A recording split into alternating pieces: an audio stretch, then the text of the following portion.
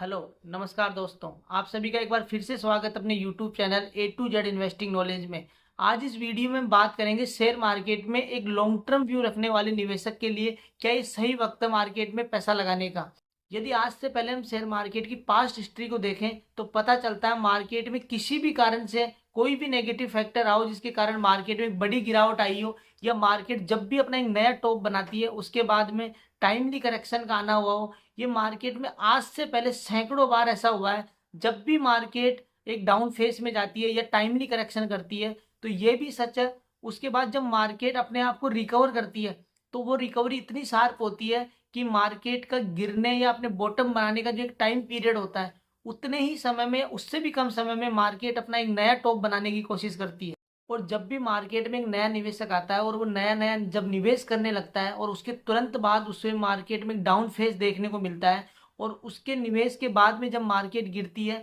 तो उसके मन में एक हमेशा डर रहता है। लेकिन जब गिरावट में चारों ओर डर का माहौल हो तो ऐसी कंडीशन में एक निवेशक को डरने की जगह गिरावट का फायदा उठाना चाहिए और एक अच्छे निवेशक के तौर पे डिप ऑन बाई की स्ट्रेटजी फॉलो करके थोड़ा थोड़ा निवेश करते रहे। एक बहुत इंटरेस्टिंग फैक्ट है, जब भी मार्केट अपने अप ट्रेंड में होती है और अपने पसंदीदा शेयर्स में कम समय में हमें एक अच्छा रिटर्न देखने को मिलता है, ऐसे वक्त फॉर एग्जांपल किसी भी सेक्टर की किसी भी कंपनी में जब हमने निवेश किया था तो उस कंपनी के हमने जब अच्छे से फंडामेंटल्स को एनालिसिस करके उसमें जब लॉन्ग टर्म व्यू बनाकर हमने निवेश करने की वहां पर योजना बनाई थी। जब भी मार्केट में डाउन फेस आता है उस समय एक लॉन्ग टर्म निवेशक के लिए अपने पसंदीदा शेयर को अच्छे भाव में खरीदने का एक सही समय होता है। जिस कंपनी का शेयर हम जब लॉन्ग टर्म व्यू बनाकर हम उस शेयर्स को बाई कर रहे हैं और उस कंपनी के फंडामेंटल पर भी हमें आज भी उतना ही भरोसा है जितना हमने उस समय निवेश करने पर था, उस वक्त हमने उस कंपनी का शेयर खरीद के कोई गलती नहीं। उसके बाद मार्केट में किसी भी कारण से क्रैश या करेक्शन जब आते हैं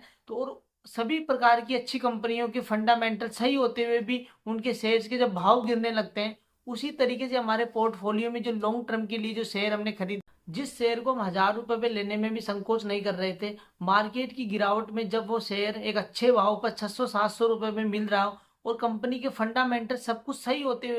तो एक रिटेल इन्वेस्टर के मन में पैनिक और फियर की सिचुएशन में डिप ऑन बाई स्ट्रेटजी को ना अपनाते हुए वो उस शेयर्स को किसी भी भाव में, उस समय ऐसी पैनिक कंडीशन होती है कि अपने शेयर्स को लॉन्ग टर्म व्यू के बावजूद रिटेलर अपने शेयर को लॉस में सेल करने लगता है। अगर हमें लॉन्ग टाइम में एक अच्छे शेयर्स को होल्ड करके अपने गोल तक पहुंचना चाहते हैं तो सबसे पहले तो हमें इस बात पर फोकस करना होगा कि जब भी मार्केट में गिरावट आती है तो इस गिरावट के माहौल में अच्छी से अच्छी फंडामेंटल वाली कंपनियों के सभी के भावों में एक अच्छा करेक्शन देखने को मिलता है। हर शेयर में गिरावट, हर सेक्टर में, हर तरीके के शेयर्स हो, चाहे म्यूचुअल फंड हो चाहे ईटीएफ हो, यहाँ पर हमें अपने शेयर स्टॉप से 10, 15, 20, 25% जब करेक्ट होते हैं तो ऐसी कंडीशन में फियर करने की जगह एक रिटेल इन्वेस्टर को थोड़ा डिसिप्लिन और पेशेंस तरीके से मार्केट की हर गिरावट पर अपने पसंदीदा शेयर्स जो लॉन्ग टर्म तक हमें होल्ड करना है, ऐसे समय पर जब भी मार्केट में गिरावट आए तो डिप ऑन बाई की स्ट्रेटजी को इस तरीके से